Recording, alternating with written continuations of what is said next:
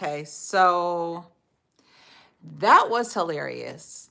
So I was talking on a live for about 10 minutes, and about halfway through, I kept getting a phone call, and then my audio just completely went out. And it was so funny because a little bit before I was talking about it, I was talking about Mercury in retrograde and technical issues and things going awry and miscommunication. And the whole time I'm talking, no one can hear me except for the beginning. So here we are again. I've deleted that video because literally you can hear me talking for maybe 3 minutes.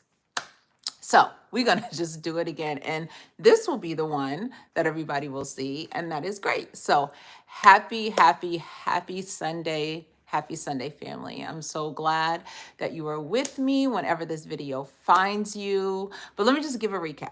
So at the beginning of the last video, I was talking about Mercury in retrograde. And the biggest thing that I was talking about with Mercury in retrograde is each time it happens, most people know it as, technical issues happened, communication is choppy, things get mixed up, weird stuff, like say like you order something for delivery and it goes to another address. It's just all these weird things that happen. But what I was saying specifically with this one, tomorrow is the end of it. So the seventh is the last day. Is what I realize is that the last 3 or 4 days, people's emotions have been really, really, really high. I usually during like retrograde, I have to really be conscious of myself and my energy. A lot of times people are processing and going through things emotionally for themselves. And so their energies are already high in terms of their emotional state and how they're processing things. And so I always just say, like, for myself, I'm very, very careful of my energy space, my frequency, what I'm thinking, what I'm doing, making sure I'm communicating well with people. Because what happens a lot of times is somebody may say something, you may interpret someone of saying something to you that doesn't feel great or is negative. And then what happens is you react different than you would normally. Like your emotions are already heightened. It's almost like you're just watching for somebody to say something. Like, I'm just waiting for them to say something to me. So you want to be careful during the Mercury and retrograde time, a lot of times, that you are really checking yourself and your emotional body so that you're not saying anything to someone that you normally wouldn't say, or something that you would later on regret and feel really, really bad just because you're very emotional and, not feeling that great. So you want to just check yourself. So that's what I was talking about before the live went awry. And so I was meditating the other day. And so, you know how people say things about, I was thinking about what I would say to my younger self. And as I went back as far as 16-year-old, um, and I realized after I did the meditation why I thought 16. 16 is where my life really, really shifted. It's where my parents had a huge financial setback.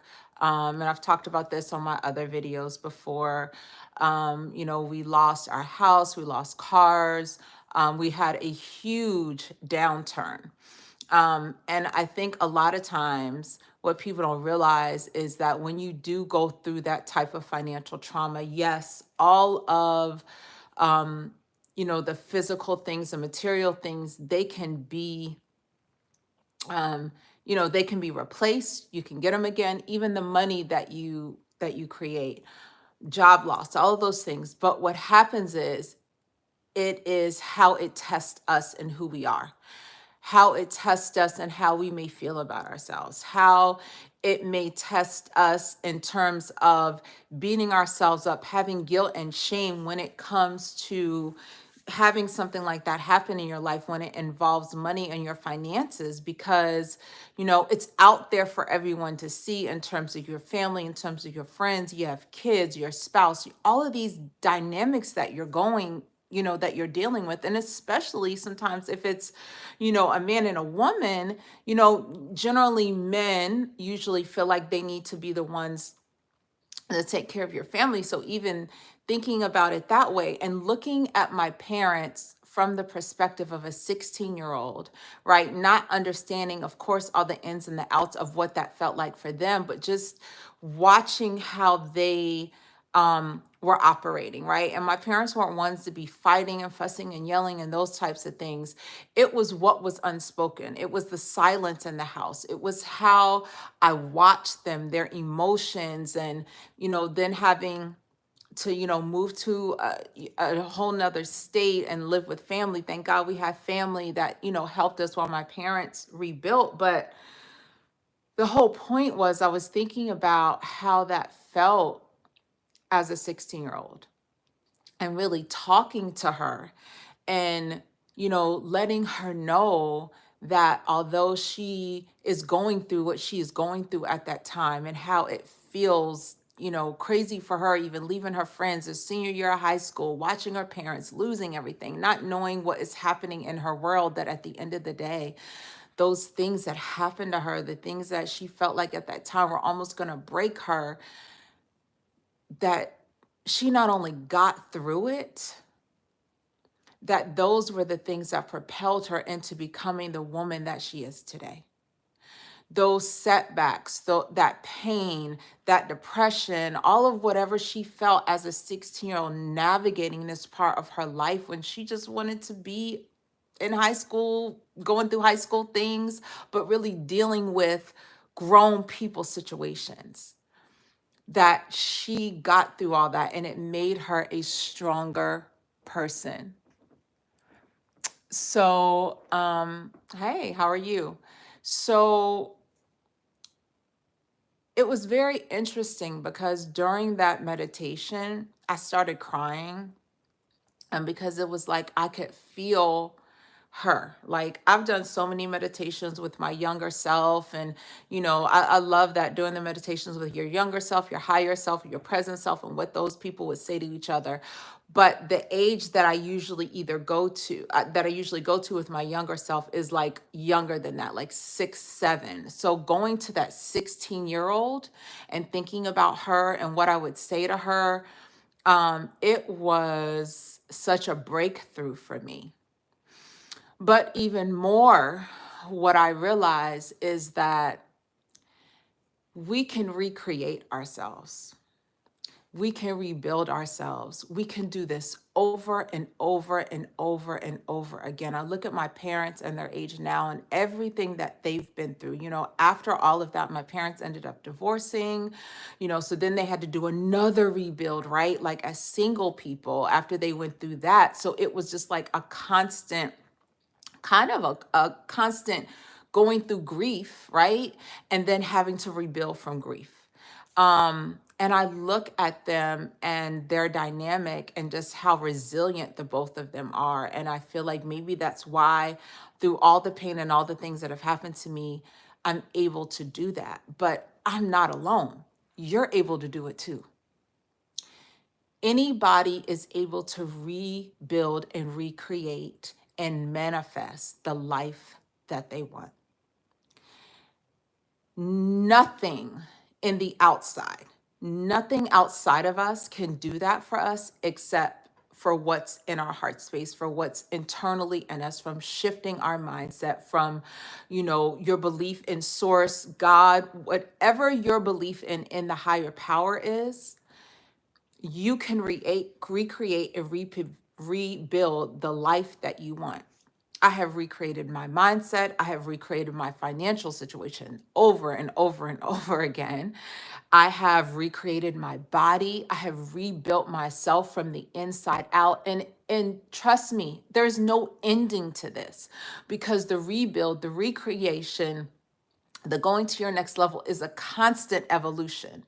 And every time you go up and up and up and up and up, there are new levels and new things that you have to go through on the way up. But to me, I just feel like that's because I keep proving myself to go to the next level. So sometimes the tests are going to look a little bit different. because the expectation when I think about the universe and God is that to much is given, much is required. And so I have to constantly do the work on myself, whether that is relationship to myself, relationship to others, relationship with money, just all of the things that are in my world. But no matter what, it all has to start with myself. And really to know that your greatest pain, the greatest trauma, the greatest tragedy, all of the things that you go through are truly there for you to become a more powerful person. When I think about life and just step back, just thinking about the whole perspective of life, it is much bigger than I just think of the day-to-day things that we go through. Like there's got to be a bigger purpose for us to be here. I don't know what everyone's purpose is, and I don't think we just have one purpose. I think that our purposes always evolve as we move, as we grow. We shift into a different purpose, we shift into a different timeline, a different perspective, a different story as we grow and become better. That is the goal. That's what I think personally. So I'm saying all that to say, no matter where you've been, no matter where you're at, you can rebuild and you can recreate. I know firsthand, I've been through bouts of depression, bouts of anxiety, bouts of all of those things that come with life. And this doesn't have to be quote unquote clinically diagnosed or anything like that. Like we go through some real, stuff in life. And it can have us have to sit our behinds down because it seems overwhelming the amount of crap that we can go through. And how we reframe it, how we look at it, how our mindset deals emotionally, mentally, physically, spiritually with the things is how it is determined for us to get through it. I just want to let anyone know that maybe is in a space of like, I don't think I can get past this. I